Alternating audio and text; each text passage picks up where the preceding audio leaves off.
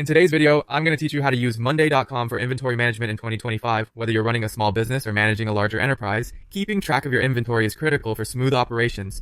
Luckily, Monday.com offers powerful tools to help make this process more efficient and straightforward. Let's dive into the step-by-step guide. First, you'll want to start by creating a new board within Monday.com. This board will serve as the hub for all your inventory management. Go ahead and name it Inventory Management to keep things clear and organized.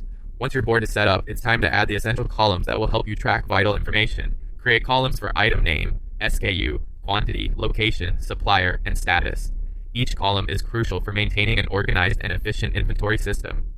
The item name and SKU are self-explanatory, while quantity will need regular updates as stock levels change. The location and supplier columns help you track where items are stored and who provides them, an especially useful feature for businesses relying on various suppliers. Lastly, the status column lets you quickly see whether your items are in stock, running low, or out. With your board and columns ready, the next task is inputting your inventory. You have two options here: manually entering the information or importing it from an Excel or CSV file for quicker bulk entries. If you're starting fresh or have a small data set, manual entry might be the simplest route, but for larger inventories, importing your list via Excel or CSV can save you heaps of time. After items are listed, tracking stock levels becomes the priority. By using the number column, you can manually keep tabs on the quantity of each item. The status column is particularly useful for indicating whether an item is in stock, running low, or out of stock. To enhance visibility and avoid any stock outs, take advantage of conditional coloring. This feature can alert you when stock levels fall below a certain threshold, drawing attention to items that need immediate restocking.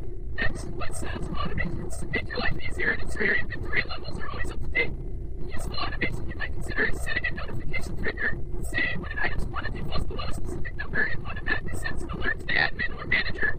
Additionally, automating status updates can save you from manual tracking and help prevent errors such as stockouts. Finally, let's explore the different views and reporting options.